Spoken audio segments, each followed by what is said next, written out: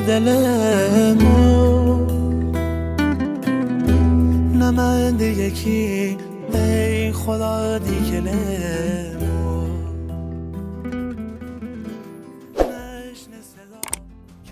سلام خدمت بینندگان عزیز و همراهان همیشگی کانال. امیدواریم حال دلتان خوب باشد و روزتان با انرژی شروع شده باشد. خیلی خوش آمدید به این ویدیو. امروز قرار است درباره یکی از کانال هایی صحبت کنیم که این روزها خیلی ها درباره‌اش سوال میپرسند. کانال سیف الله. اما قبل از اینکه وارد موضوع اصلی شویم، اگر در کانال دوم ما عضو نشدید حتما عضو کانال شوید تا اگر روزی کانال فعلی دچار مشکل شد بتوانیم فعالیت ما را بدون توقف در کانال دوم ادامه دهیم. عضویت کانال دوم خیلی مهمه، چون اگر روزی مشکلی برای کانال فعلی پیش آمد در کانال دوم فعالیت خود را ادامه خواهیم داد. سیف الله در روستای توده را به دنیا آمد. روستایی آرام اما پر از چالش‌های زندگی روستایی. شغل اصلی او کارگری بود و در کنار آن کشاورزی هم می‌کرد. سالها کنار پدرش کار کرد، زیر آفتاب داغ میان خاک و زمین و قلبی پر از امید. اما زندگی همیشه آرام نبود. چندین بار به مزرعه سیف الله حمله شد. گروهی قصد داشتند مزرعه را آتش بزنند تا سیف الله که همان نزدیکی بود خودش را رساند و جلوی اتفاق را گرفت. این موضوع باعث شد بین اقوام و خانواده ها درگیری شدیدی رخ دهد. در نهایت بزرگان ایل وارد شدند و میانجیگری کردند تا ماجرا ختم به خیر شود. این اتفاقها شخصیت سیف الله را ساخت. مردی که همیشه تلاش میکند، همیشه میجنگد و هیچ وقت عقب نمیشیند. سیف الله یک ازدواج ناموفق داشت. با همسر اولش نتوانست ادامه دهد و مجبور شد او را طلاق دهد. از آن ازدواج پسری به نام آراد دارد. بعدها با مریم ازدواج کرد. همسر دوم او از این ازدواج نیز دختری به نام بهار دارد. یعنی سیف الله 2 فرزند دارد، یکی از همسر اول و یکی از همسر دوم. زندگی خانوادگی او همیشه ساده نبود. مشکلات مالی، فشار کار و مسئولیت 2 فرزند همه روی دوش او بوده و هست. حدود از 3 سال پیش سیف الله و مریم تصمیم گرفتند وارد یوتیوب شوند. آن زمان وقتی دیدند طایفه حسین‌پور به درآمد رسیده، آنها هم امیدوار شدند که شاید بتوانند از این مسیر آینده بهتر بسازند. اما بزرگترین مشکل از همان ابتدا شروع شد. کانال اول آنها به یک ادسنس آلوده متصل بود. یعنی چندین کانال مختلف به یک حساب ادسنس وصل شده بودند. وقتی یکی از کانال ها تخلف کند، بقیه کانال ها هم درگیر می شوند و درآمد همه غیر فعال می شود. این اتفاق دقیقاً برای سیف الله افتاد. درآمد کانال او کاملا قطع شد. سیف الله با کلی بدهی تنها ماند. امیدش کم شد. حتی با مریم دعوا کرد. فکر میکرد همه چیز تمام شده. بعد از مدتی ناامیدی تصمیم گرفتن کانال دوم را بسازند. اولش هیچ امیدی نداشتند، اما اولین ویدیو را منتشر کردند و ناگهان بازدید خوبی گرفت. این اتفاق مثل یک سرقه بود. سیف الله دوباره انگیزه گرفت. مریم همراهش شد و کم کم کانال دوم رشد کرد. درآمد کانال دوم فعال شد و آنها توانستند دوباره نفس بکشند، اما هنوز بدهی‌های زیادی دارند. وضعیت مالیشان خوب نیست. سیف‌الله برای آینده بچه‌ها نگران است. می‌خواهد زندگی بهتری برای آراد و بهار بسازد، اما فعلا شرایط سخت است و با تمام این سختی‌ها سیف‌الله هنوز تلاش می‌کند، هنوز کار می‌کند و هنوز امید دارد. اگر دوست دارید از او حمایت کنید، می توانید با دیدن ویدیوهایش، لایک کردن، کامنت گذاشتن و اشتراک گذاری کمک کنید تا کانالش رشد کند. این کوچکترین کاری است که می تواند تاثیر بزرگی در زندگی او داشته باشد. مریم و سیف‌الله هنوز در همان روستای دودراز زندگی می کنند.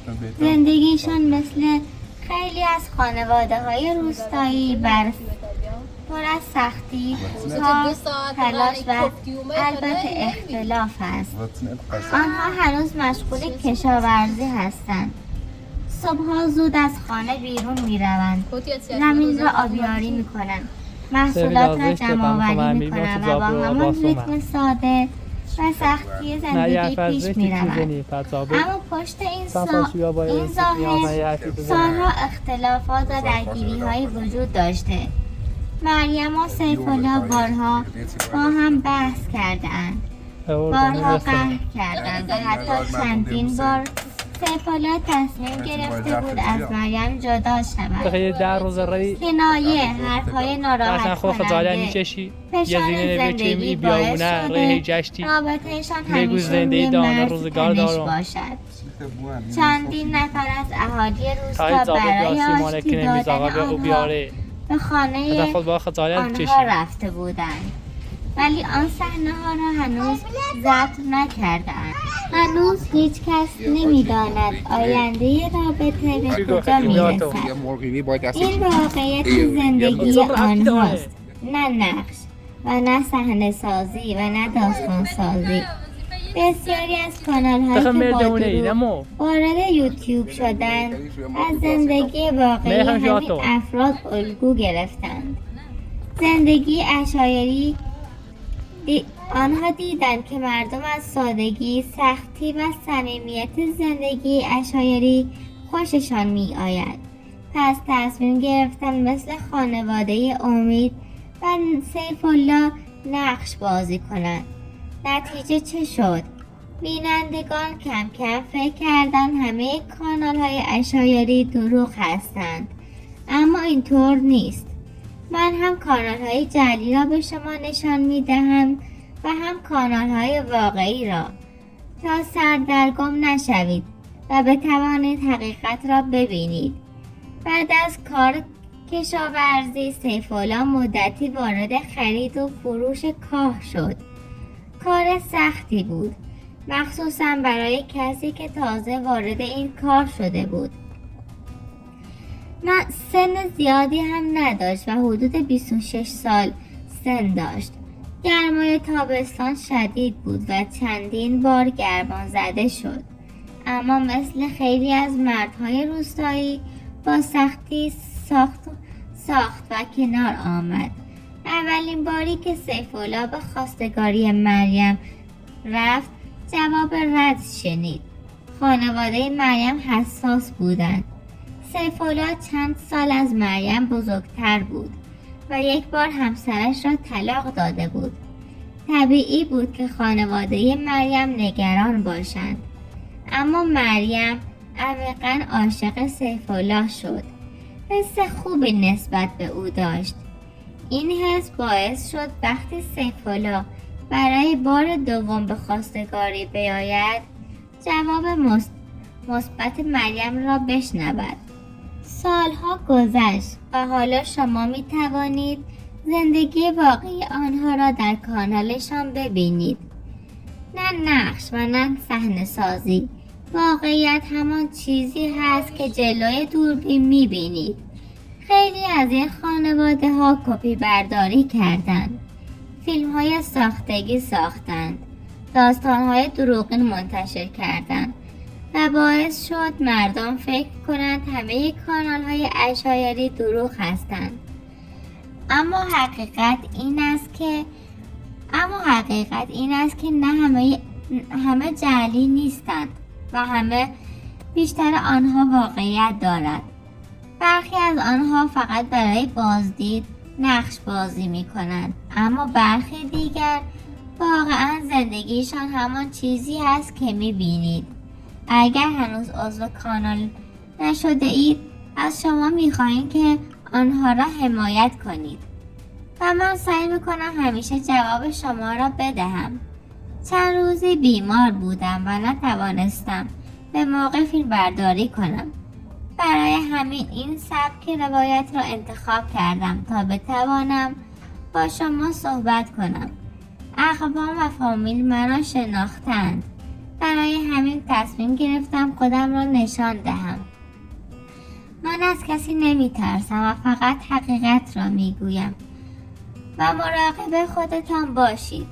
زندگی سخت است، اما حقیقت همیشه ارزش گفتن دارد. تا ویدیوی بعدی، خدا نگهدار.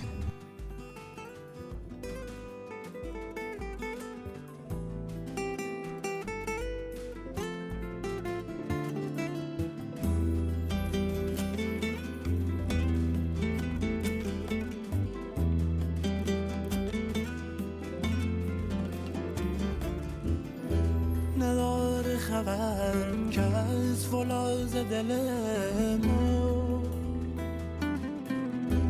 نماینده یکی ای خدا دیگه